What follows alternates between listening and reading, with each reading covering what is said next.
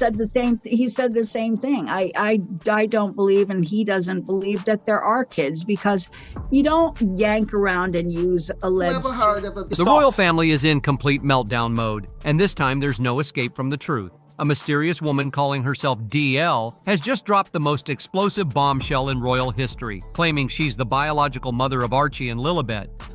Oh, being so variable, and not to mention swinging from side to side. Oh, let's do the cha-cha, or shall we do chubby checker? Let's twist again like we never. But here's the kicker. Harry just accidentally confirmed everything.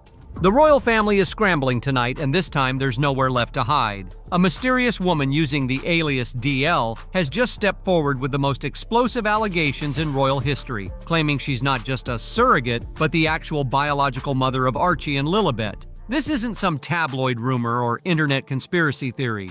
We're talking about someone who says she has hospital records, NDAs, and financial documentation that could bring down the entire Sussex house of cards, desperately trying to figure out how to contain what could be the most damaging scandal in modern royal history. The timing of DL's decision to speak out is particularly significant. With growing questions about the children's origin and mounting pressure from multiple sources, it seems like the perfect facade is finally breaking. The woman who allegedly holds the key to this entire mystery has decided that silence is no longer an option. Prince Harry might have just accidentally confirmed everything we've been suspecting about the surrogate situation, and he doesn't even realize the bombshell he's dropped. In his memoir Spare, Harry made what seemed like an innocent comment about being home within 2 hours of Archie's birth, but medical experts are now saying this timeline is virtually impossible if Meghan had actually given birth naturally. Any woman who has given birth will tell you that recovery doesn't happen in 2 hours. We're talking about a major physical trauma that requires extended hospital observation, especially for first-time mothers. The fact that Harry casually mentioned being home so quickly suggests he either has no understanding of childbirth or he's accidentally revealed that the birth didn't happen the way they've claimed. Another piece of evidence are the events that occurred on the birth date of Prince Archie. In a real dramatic fashion, they did not tell the public right after Meghan went into labor. What Meghan and Harry did instead was keep Archie's birth private for over 8 hours. They did not tell people that he was actually born and arrived until 8 hours later. They also issued a confusing press release suggesting Meghan had just gone into labor after Archie had already been born. So they were playing games here with this. And the result was that the media and the public felt misled because they were misled. What makes DL's claims absolutely terrifying for Harry and Meghan is the level of detail she's providing. She's not making vague accusations or speaking in riddles. This alleged woman is talking about specific dates, medical procedures, and legal agreements that only someone with intimate knowledge of the situation would possess. The implications are staggering because if her allegations are true, we're looking at the biggest fraud ever perpetrated against the royal family. Think about what this means for the royal family. Archie and Lilibet are currently regarded as direct members, but if they're not Meghan's biological children, their entire claim to royal heritage crumbles instantly. DL allegedly claims she has signed non-disclosure agreements that have kept her silent for years, but something has clearly changed. Sources suggest she's grown increasingly frustrated watching Harry and Meghan parade around as the perfect royal family while she remains hidden in the shadows. The woman who allegedly carried and gave birth to these children has been erased from their story completely.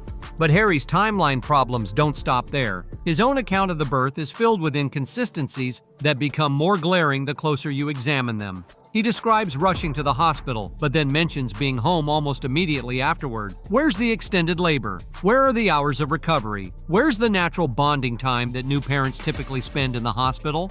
Medical professionals who have analyzed Harry's statements are raising serious red flags about the plausibility of his version of events. One obstetrician pointed out that even with the most straightforward delivery, new mothers typically remain under medical supervision for at least 24 hours. Think about that for a moment. We're talking about a transatlantic flight, hours and hours in the air, and a mother who showed absolutely zero interest in her infant son. When Archie became upset or needed attention, Meghan expected the flight staff and nannies to handle everything while she remained completely detached from the situation. But here's what makes this even more chilling. The flight attendant was adamant that there was zero connection between mother and child. This wasn't just a tired mom taking a break. This was something far more disturbing. The complete lack of maternal instinct was so obvious that it left the crew members questioning what they were witnessing. By a British Airways air hostess about the total opposite. About the fact that Ms. Markle is now famous for the atrocious ways that she treats crews on international flights, including, by the way, on American Airlines. What's particularly revealing about the flight attendant's account is how she described Meghan's behavior, changing dramatically depending on whether Harry was around. When Prince Harry was in the vicinity, Meghan would suddenly become polite and engaging with the crew. But the moment he stepped away or was out of earshot, she transformed into a completely different person. This Jekyll and Hyde behavior is exactly what we've been hearing about from multiple sources over the years. The flight attendant's observations align perfectly with reports from palace staff who describe Meghan as manipulative and two-faced. She knew exactly how to perform the role of the caring wife and mother when Harry was watching, but dropped the act entirely when she thought no one important was looking. The implications of this are staggering. If Meghan was putting on a performance for Harry during their own family travel, what does that say about their entire relationship? The flight crew witnessed firsthand how Meghan manipulates situations and people, including her own husband, to maintain her carefully constructed image. Now let's not forget about that cringy video that went viral a few days back. Dan Wooten's investigation exposed what might be the most calculated PR manipulation we've ever seen from Meghan Markle. The viral story about an American Airlines flight attendant receiving a handwritten note from Meghan was revealed to be nothing more than an orchestrated publicity stunt designed to counter the growing narrative about her appalling treatment of airline staff. The idea that Meghan was ready to leave the hospital within hours of giving birth is medically questionable at best. Posed a whole load of questions to Buckingham Palace about the birth of Archie because I've never believed that the circumstances around the birth of Archie. What's even more suspicious is how Harry registered Archie's birth and then had to make multiple amendments to the birth certificate. He was the one providing all the information to the registrar, which raises questions about why there were so many errors that needed correcting. When you're registering your own child's birth, you don't typically need to make multiple corrections unless something fundamental about the situation isn't straightforward. Harry's own words are becoming the strongest evidence against the official narrative. Every time he tries to provide details about the births, he inadvertently creates more questions than answers. His accidental admissions are painting a picture that doesn't match what the public has been told. The smoking evidence everyone's been waiting for has finally emerged, and it's coming from the most unexpected source. Sources claim that Portland Hospital, the exclusive London medical facility where Archie was supposedly born, has no record of Meghan Markle ever being admitted as a patient. Think about that for a moment.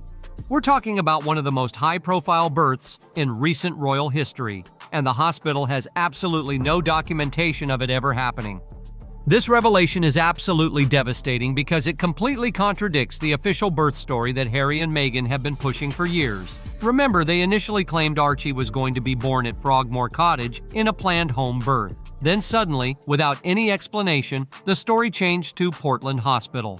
But now we're discovering that Portland Hospital has no records of Meghan ever being there, which raises the obvious question: where exactly was this child born? The 7-hour delay in announcing Archie's birth is starting to make perfect sense when you consider these missing hospital records. The palace claimed there were technical difficulties with their communication systems, but that explanation never made sense. In 2019, if your email system fails, you pick up a phone. The real reason for the delay was likely that they were scrambling to get their story straight and create the necessary documentation to support their narrative.